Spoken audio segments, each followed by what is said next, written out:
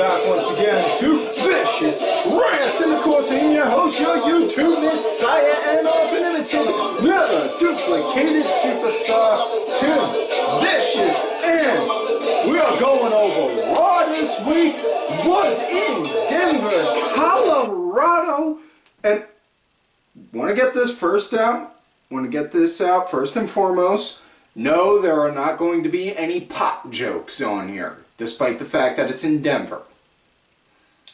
That being said, moving forward with the show, very touching opening at the beginning of Raw, talking about the incident that happened in Las Vegas. Very nice that they did share a moment of silence at the beginning of the show. Everyone there did do that, paid their respects in that sense. I'm not going to go and say my opinion one way or another on it, because this is a wrestling show, not a political show. You want that kind of shit, go spend your... You want to go and spend anywhere between 15 to 30 minutes hearing somebody go and talk about politics, go sit on that Facebook gimmick all day. This ain't the place for it. That being said, moving forward with the show. Raw starts out with the CrossFit Jeebus himself, Seth freaking Rollins, going against Braun Strowman. In nomine Patria, Filii, Spiritus Sancti, my child. This was kind of scary to see at first. Just, we'll say this though, Seth, had a nice quick pace, This is probably, out of all the matches that Braun has had so far against lower card guys, obviously, and when I say lower card, I'm not saying that as an insult. I mean that as anyone who's not who's consistently main eventing all the time. Like any match of all the matches Braun has had with lower card guys, I gotta say this is probably my personal favorite one, just because it was, Seth just consistently on how quick he was moving around here, there, everywhere, and it was like for everything Braun was throwing out, Seth did have an answer for it. It wasn't enough. But it was just good to see because it played to Braun's sense, as well as it made Seth look good, because it made Braun really, more than anything, just, okay, yeah, you can beat the shit out of me, but can you keep me down long enough to capitalize on it? No. And ultimately, though, match came to an end. Braun wound up hitting the running power slam on him. And yeah. Then afterwards, Braun's like, nah, I'm not done yet. And then out comes Ambrose to save his tag partner, of course. And then, well, yeah, Dean winds up getting it also. Yeah. So Dean winds up getting put on the ass end of an ass kicking as well. So there's that. Next matchup we got, it was Elias Sampson going against Titus. Yes, that's right, Titus O'Neil. Not somebody from Titus Worldwide, but Titus himself. But before that, Elias, he did his normal shtick, coming out singing a song.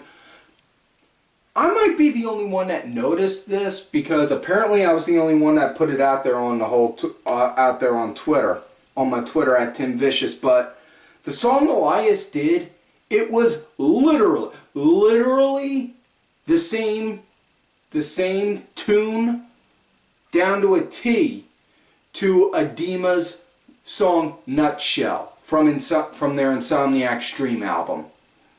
You don't believe me? Go. After I'm done this, pause it. After I'm done spewing this little spiel right here, pause it, listen to Elias' song, then listen to that. I'll give you a few seconds to do that while I'm on pause. Done? Okay, thank you for seeing my point on that.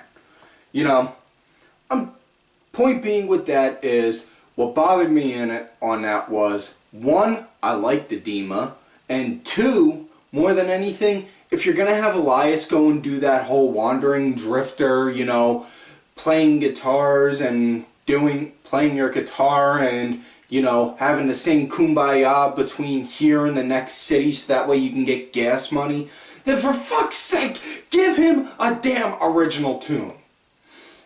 I'm sorry, that's just a personal pet peeve. Either way, this was a good match. I enjoyed this match. It was nice to see, you know, Titus actually in action again. Didn't look like he lost a step one bit, and I have been a huge advocate for Titus, saying he is a main event caliber champion. Now, I know I've had my criticism on the past, and that is all well and good, but he has moved himself up immensely since then. And the man, honest to God, he can work the mic. He can work a mic like a pro. He's got a killer figure. He can work the ring. You know, honestly, Titus should be put in a championship position. He really should. I don't see why he's not, more than anything. Not only that, that aside, those three things aside, the one thing that he does outside of the ring, more than anything that would definitely help with that, is the fact that he freaking does so much charity work. Think about that for a minute. You got this guy going out there doing charity work non-stop for anything and everything. You put a title on him and then he's doing that, guarantee that charity's going to get more publicity. You know? That being said though, back to the matter at hand. Sorry, I get off topic. When I get caught up on something like that, folks, for the first time viewers, if this is the first time you've seen it, one, you have my pity, and two, well, you have my pity because you haven't seen this long enough, but two, when I get caught up on something real big, I tend to explode a lot. But either way, you know, it was nice to see Titus back in the ring actually working again, you know. Now, one thing that did bother me was Apollo Crews missed a prime opportunity. And granted, yeah, it was probably set up like that intentionally, but man, Titus had the ref distracted and Apollo was here arguing with Elias, and Elias was just standing there the whole time while he was just running his mouth. And then Elias finally pushed him, and then when Apollo got in his face, that's when the ref was looking. Just the whole time I just kept thinking, man, just let Apollo get a little bit more of an edge. Let him get a bit of an angry side. Just give him something. Give him something new. Give him an extra layer to the character. You know? Have him be that guy that, you know, doesn't like cheating but is more than willing to if he has to. Something, anything like that. But anyways, just when the ref was arguing at them two, Titus grabbed a handful of Elias' hair, yanked him up, got him back in the ring. Next thing you know, Elias wound up getting a few shots on him, hit him with that swinging neck breaker, shake, rattle, roll. Drift away. I swear, that swinging neck breaker of his, it really does remind me of Honky Tonk Man's shake, rattle, and roll. But he did that, got the 1, 2, 3, so yeah, he's pretty much, you know, now Elias pretty much just completely pwned all of Titus worldwide. Well, this sucks. Either way, next up, women's wrestling action. Nia Jax, Mickie James, Alexa Bliss just standing there ringside watching the whole time. And one thing, before this happened, there was a segment that happened. Mickie was going to the back, getting ready to go into her, get my shit right. Fuck, sorry, sometimes I get so caught up, I talk faster than I think. She was getting into her dressing room. Somebody left a whole bunch of old folk shit in there, like she was, you know, trying to make jokes saying she's over the hill, which is funny because she's only 37, you know? I mean, if anything, Mickie actually has 5 years on me more than anything, so that really doesn't say much, you know? But, anyways, she got pissed, went over to try and talk to Alexa about it. Nia was there doing like she was before with Alexa, which is kind of confusing me because a few weeks prior, Nia Jax did to Alexa Bliss what Batista did to Randy Orton after he got the world title from He Who Shall Not Be Named. And yeah, you know, just up like that and then dropped him. For those that don't get the reference, but either way, wound up doing that, but apparently, yeah, they're back to being buddy-buddy again, I guess. Either way, though, as far as this match goes, Nia, she was just she was dominating Mickie all over, and, you know, it's nice to see Mickie finally starting to get some actual legitimate TV time again, you know, but as the match started going on, near the end, Mickie James, she started to mount a small bit of a comeback, wound up hitting a tornado DDT, I should say, I'm sorry. And just as she was getting the pin, 1, 2, Alexa Bliss comes in, winds up cheap shotting her, and then match is thrown out as no contest. In the back, though, it's later announced by Kurt Angle himself that Mickie James is going to go against Alexa Bliss at the TLC pay-per-view for the women's title, which case, honestly, I would be you know, as much as I like seeing Alexa Bliss as the champ, I am all for Mickie James being the world champ. You know, put the title on her, you know, and I'm not saying this in a negative way, but let her get one last good run in the company before she settles off, you know. I mean, obviously, yeah, she's still got plenty of years left on her.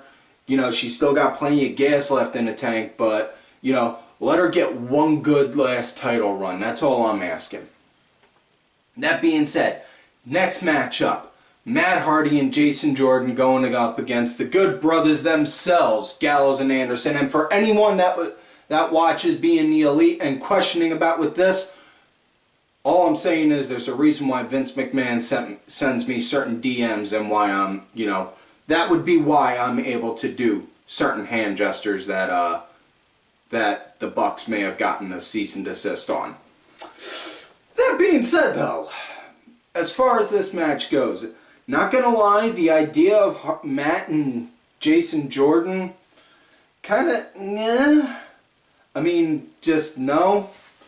I'm not really seeing it, more so just because I'm thinking of it in the sense of, well, Jason Jordan was in the tag team on SmackDown.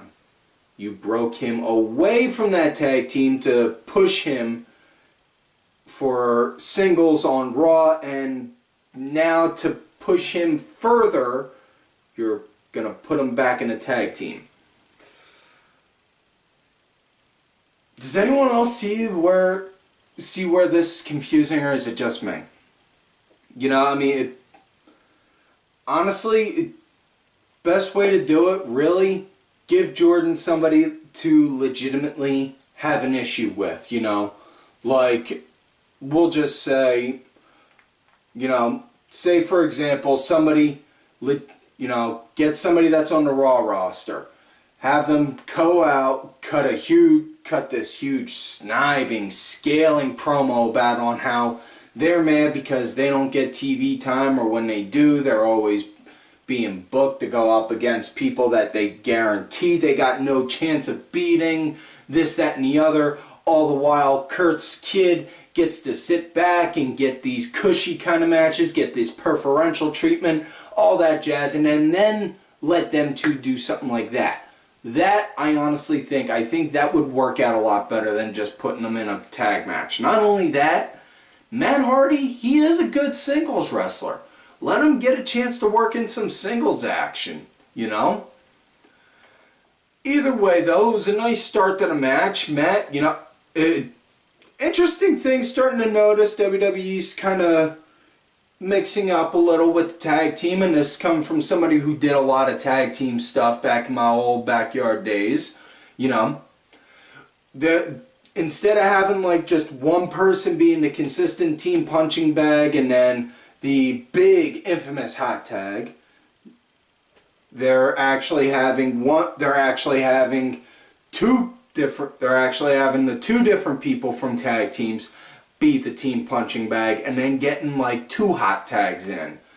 You know, it's nice to see, but with that, something that, you know, if you're going to do the second hot tag, you really want to build up on that big time. Like, have that person getting a crap kicked out of them, have it look like they're getting beat within an inch of their life, you know, and just have that person that's on the apron reaching, you know, make it look like it's 100, make it look like he's foaming at the mouth and ready to jump in like crazy, you know, something like that. You know, now Matt, he was the team punching bag like I was talking about at first, and then eventually Jordan wound up being the punching bag.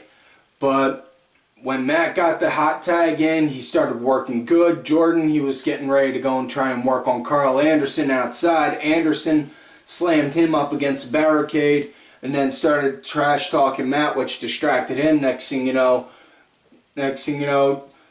Doc Gallows, wham! Smashed him into the corner, tagged in Karl Anderson. Next thing you know, they set them up. Boom! Magic killer. 1, 2, 3. That is it, good brother. You know, then, so, you know, for everyone that kept on saying, oh, the club's getting buried, Gallows and Anderson are getting buried, blah, blah, blah, blah, blah, blah. Dude, here's the thing. 1, I'm pretty sure they're not complaining when they're cashing their paychecks. And 2, if you've watched WWE long enough, you know this is what they do with everyone. You know, they make them ride them high, and then they steadily start to drop them down just to see on how they handle and on how the crowd takes to it. You know? And if the crowd still pop, and if the crowd is still going to pop and cheer for them, you know, while they're getting booed, then hey, they're good. Work it. Push them back. You know? Something like that. Either way, next matchup we got Miz putting his Intercontinental title on the line against Roman Reigns. And this is a follow-up more so from last week when with Roman, you know, trash-talking Miz, beating the shit out of him, getting the win in a non-title match, and then the Miztourage beating the crap out of him and then doing the infamous Shield fist bump thing at the end after they beat him up. Before the bell even rang, Roman just beat the living shit out of Axel and Dallas, where he smashed a chair over both of them and then just looked over at Miz like, you're next. You know? And Miz just kind of had that look of, like that look any kid has when they know they're in trouble and then their parents finally see them like, I'm gonna die. Uh-oh. And this match, this honestly, hands down, was for me, my match of the night right here. This was the match of the night right here for me. You know, the way Reigns took out the Miztourage, you know, great storytelling right there, saying he's taken out all the outside problems, so that way it's just them two, one-on-one. He's got no one to hide behind. Then, as far as what the match goes themselves, you know, Roman stomped a freaking mud hole in Miz during the start of the match, right around at the get-go of it. It was great. I mean, Miz, he picked up the slack at the end of the match, and it was good. You know, Roman, it looked like he was getting ready to start, and looked like he was going to get the win. And next thing you know, he's outside, catching his breath, getting ready to go back in. Next thing you know, boom, out of nowhere from the crowd, Sheamus, Cesaro, they proceed to beat the shit out of him. In which case, also, I forgot about this, brain fart, sorry on this, but earlier after Braun beat the shit out of Seth and Dean, then Sheamus and Cesaro came down and beat the shit out of them. Sorry I forgot to include that part at the beginning. Feel free to throw out the insults and the trash talks in the comments down below or on my Twitter at TimVicious. But either way, they proceeded to beat the shit out of Roman. You know, match is thrown out, DQ. Roman gets a DQ win. Cesaro, boom, neutralizer. Sheamus, boom, hits him with a bro kick. Miz throws out the Skull Crush finale. And then all three of them again do the Shield fist bump thing. Which then leads to the last match of the night, which you could technically say it was the main event of the night.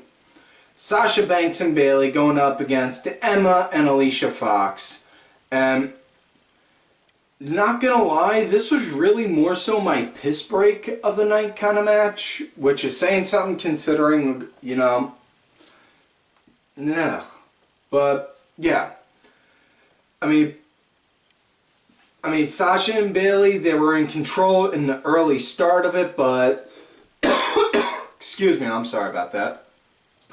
But you know, as it went on, you know, Bayley wound up getting made the first round punching bag, and then Sasha got made into the second round punching bag after the break. Once Bayley got the hot tag, she started clearing house. You know, and it was on Alicia Fox, and just as Alicia was getting ready to go and tag Emma in, Emma pulled her hand back, jumped down from the apron, and was like, what the hell you think I'm doing? I ain't doing this. I ain't taking the loss from them. I'm out of here. And those aren't all of the exact words, but that was pretty much what she said. Not paraphrasing, but that was roughly like maybe 80 to 90% of what she said. I don't remember it all word for word. Don't judge me. I don't have that good of a memory now. But either way, next thing you know, Alicia turns around, Bayley, boom, Bayley to belly, 1, 2, 3, that is it. So, honestly, I'm perfectly happy with Sasha and Bayley being kept out of the title picture for now. You know, just give them something to be on TV with. Don't just keep throwing them out there for squash matches or piss breaks. You know, but if anything, you know, I said this before with Bayley. Just like to see a look, you know, love Bayley, love the Bayley character. But if anything, what I just, you know, and I bring this up before, just show a little bit of a darker side, an angry side, an aggressive side, something like that. You know, but either way. Next up, it was the closing segment of the night. Enzo comes out, cuts a promo, talks about on how all the cruiserweights beat the shit out of him last week, and, you know, on how he didn't like that, and on how they all laid a hand on him when he had that clause saying nobody, if anyone does, they're not getting a shot at the title. Since they all did, you know, they're all losers to him, you know, and now he's got another one signed by Angle saying if anyone touches them, they are automatically fired. The whole cruiserweight division comes out again, circles the ring. Enzo proceeds to start trash talking all of them, and then Kurt comes out saying, "Whoa, Enzo, yeah, that deal is in effect for all of them, but that's not in for our most recent signee for the cruiserweights." And then out comes, as much as I really hoped it was Lio Rush, sadly it wasn't, Kalisto. Not saying that's a bad thing, but honestly, if it was Lio Rush, I guarantee it would have been nuts. Everyone would have gone nuts. But either way, Kalisto came out channeling his inner Drago with the way he looks, proceeds to come out, beat the shit out of Enzo, and then just goes and stands tall over him while the rest of the cruiserweight division looks over him. So, obvious, you know, they're going to have the next title match be between Enzo and Kalisto, in which case, dear God, please let Kalisto get that belt off of that man before he turns it into a leopard printed thing. Either way, that is it for this week's show, folks. So, do not forget to like this show, subscribe to the channel, go back, watch some of the other episodes. Make sure y'all look for me on my Twitter at Tim Vicious. Also, I have another account, Tim_Vicious. Also, do not forget to check out the info down below for The Dad Show. It's a lifestyle podcast, storytelling podcast, whatever kind of podcast you really want to see it as. New episodes are going to be coming out soon. Matter of soon, not when. It's a matter of when, not if. You can count on that. Also, folks, I'm on that Facebook gimmick, Tim Ash. Do not forget to also look for all of these cool-ass cats right here on Twitter, Axel Mulligan. Make sure y'all check out Axel's newest project, Brit Wrestling Review, where he talks about British and European wrestling. Painkiller. My two co-hosts for The Dad Show, my good brothers. I am Danny Sunday, and my executive producer, Oliver Ben, who did provide the music for this week's show. Make sure y'all check him out. His music's on iTunes, Spotify, and such. Details on that also are down below. Cranky Asshole, Aaron_Deborah, as well as Dazzy MWP. And folks, like I always tell you, love me great, you hate me. Sorry, please.